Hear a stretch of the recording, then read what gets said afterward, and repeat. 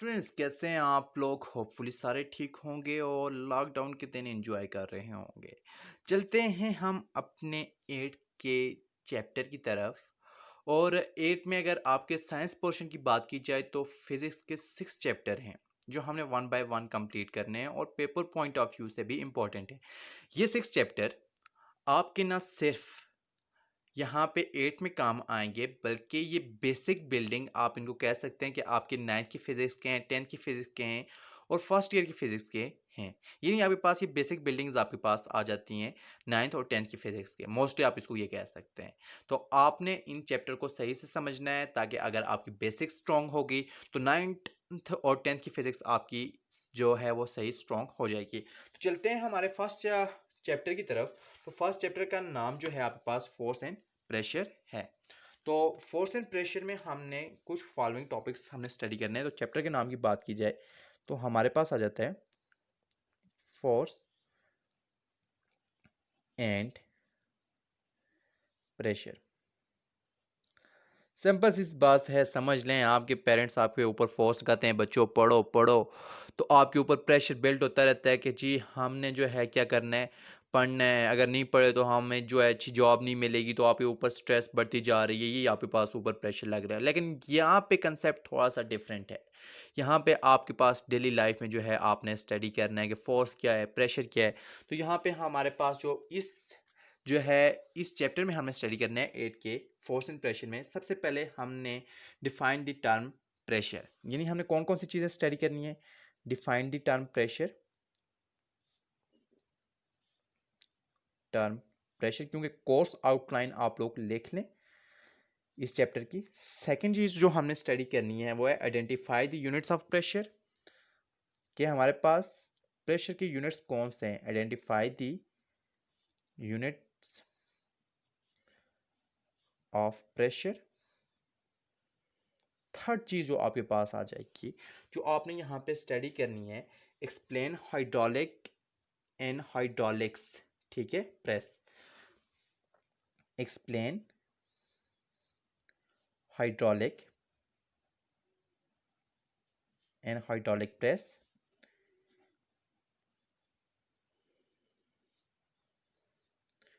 Fourth number पे जो आपने स्टडी करना है, ठीक है, hydraulic and hydraulic press. Fourth number पे आपने जो स्टडी करना है, फोर्थ नंबर, तो फोर्थ नंबर पे आपने क्या चीज़ स्टडी करनी है कि explain how gases behave under pressure, कि आपके पास गैसेस का बिहेवियर क्या होता है। गैसेस का बिहेवियर जो है आपके पास अंडर प्रेशर चेंज हो जाता है। तो explain how gases behave under pressure. याद रखें आपके पास सॉलिड जो है अंडर प्रेशर जो है उसके ऊपर कितना फ़र्क नहीं पड़ता, लेकिन गैसेस आपके पास ऐसी हैं कि जो जब उनके ऊपर प्रेशर लगाया जाता है तो वो अपनी स्टेट को चेंज कर देती हैं। तो यहाँ पे आपको पता होना चाहिए। नंबर 5 पे आते हैं, और 5th नंबर पे हमसे ये पूछ रहा है कि आपके पास describe the gas pressure in the container. Describe the gas pressure in container, कि कंटेनर के अंदर आपके पास गैस का बिहेवियर कैसा होता है, कैसे इफेक्ट करती है, क्या वो कोई फोर्स लगा रही होती है, नहीं लगा रही होती, कैसे इनक्लोज किया जाता है। तो ये सारी चीज़ें हमने उसके ऊपर स्टडी करनी है। फिर नेक्स्ट है हमारे पास 6 नंबर पे, explain the working of aerosols. तो एरोसोल से तो अगर बात की जाए तो आप लोग जो है फेमिलियर ही होंगे। परफ्यूम यूज़ करते हैं तो वहाँ पे टेनिस पार्टिकल्स आपके पास होते हैं। रूम स्प्रे होता है तो वहाँ पे लिक्विड के पार्टिकल्स होते हैं। तो लिक्विड के पार्टिकल्स जब गैस के साथ मिलते हैं तो इसको हम बेसिकली एरोसोल्स कहते हैं। ब्रीफली हम इसको पढ़ेंगे। Explain the working of aerosols. ठीक है। 7 नंबर पे हमने जो स्टडी करना है वो है हमारे पास identify the application of gas pressure. ठीक है, तो हमने गैस प्रेशर की एप्लीकेशन देखनी है। गैस प्रेशर एप्लीकेशन बहुत ज़्यादा है हमारे पास, लेकिन यहाँ पे हम कुछ ही देखेंगे आपकी बुक में। जो जो आप आगे जाते जाएंगे तो आप जो है उसको स्टडी करते जाएंगे। 8 नंबर पे हमारे पास आ जाएगा the term atmospheric pressure. Describe the term atmospheric pressure. What is atmospheric pressure? Daily life में आप बहुत ज़्यादा फेमिलियर होते हैं। बेसिकली हमारे जो मौसम चेंज होते हैं, हमारा ये जो बारिश होती है, बादल होते हैं, एटमॉस्फेरिक प्रेशर के ऊपर बहुत ज़्यादा डिपेंड करते हैं। It must describe the atmospheric pressure, इसको डिस्क्राइब करना है। तो सबसे पहले हम आते हैं कि जो आप पहले भी पढ़ चुके हैं कि आपके पास फोर्स क्या होती है, ठीक है। तो हम इंट्रोडक्शन के ऊपर आते हैं। तो इंट्रोडक्शन में अगर आपके चैप्टर की बात की जाए तो हमें सिर्फ और सिर्फ फोर्स के बारे में जो है बताया गया है। तो फोर्स को आप क्या कैसे डिफाइन करेंगे कि आपके पास द पुश आर पुल, ठीक है। ये है मेरे पास, मार्कर रख लिया मैंने, पुश किया, मूव कर गया, मूव कर रहा था, मैंने आगे हाथ रखा, स्टॉप हो गया, उठा दिया, तो तब भी फोर्स है। ये नहीं, फोर्स यहां पे ये कह रहा है कि ऐसी चीज है जो मूव करती है या ऊपर उठाती है, ठीक है। या आप इसको इस तरह से भी डिफाइन कर सकते हैं कि एनीथिंग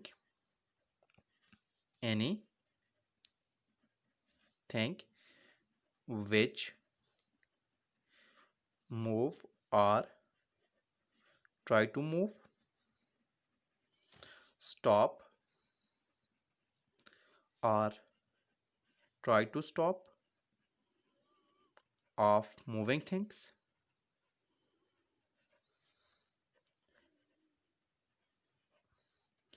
is called फोर्स। आप उसको क्या कहेंगे?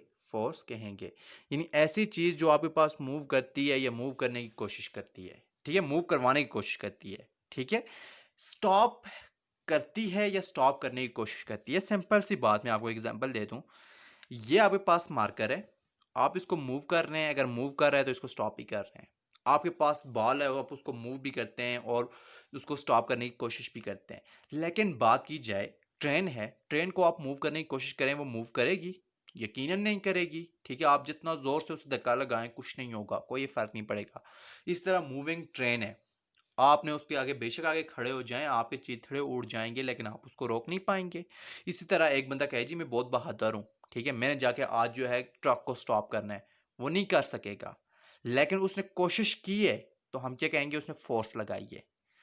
हम ये कह रहे हैं कि उसने एक मूविंग गाड़ी को मूव करने की कोशिश, मूविंग गाड़ी नहीं बल्कि एक स्टॉप की हुई गाड़ी को स्टॉप मूव करने की कोशिश की है, धक्का लगाया है और गाड़ी मूव कर गई है। तो उसने जो चीज ट्रांसफॉर्म की है उस गाड़ी के ऊपर, उसको हम क्या कहेंगे? फोर्स कहेंगे, ठीक है। ये मार्कर मेरे पास स्टेशनरी था, मैंने इस मार्कर को जो है आगे मूव किया, ठीक है। अब ये स्टेशनरी था ना कुछ चीज मैंने इसके ऊपर लगाई, तब ये आगे मूव किया ना। तो जो चीज मैंने इसके ऊपर लगाई उसको आप क्या कहेंगे? फोर्स कहेंगे, ठीक है। इसी तरह आपके पास ये मार्कर, यहां से मैंने इसको नीचे फॉल करवा दिया, नीचे मेरा हैंड था, इसने इसको पकड़ लिया। अब इसकी मोशन को क्या हो गया? स्टॉप हो गई, या मूविंग बॉल को आपने स्टॉप कर दी।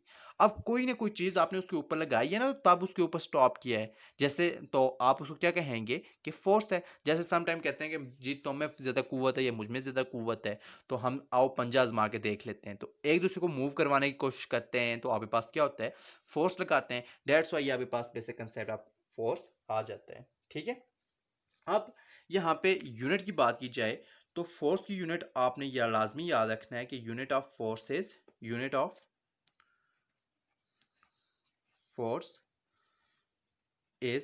न्यूटन, ठीक है।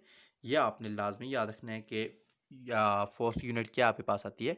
यूनिट आती है न्यूटन आती है, ठीक है, सही है। और इसको कैपिटल एन से शो किया जाता है, ठीक। होपफुली आपको फर्स्ट लेक्चर की समझ आई होगी। सेकंड लेक्चर के साथ जल्द हाजिर होंगे। दुआओं में याद रखिएगा और चैनल को सब्सक्राइब करना ना भूलिएगा। अल्लाह हाफिज।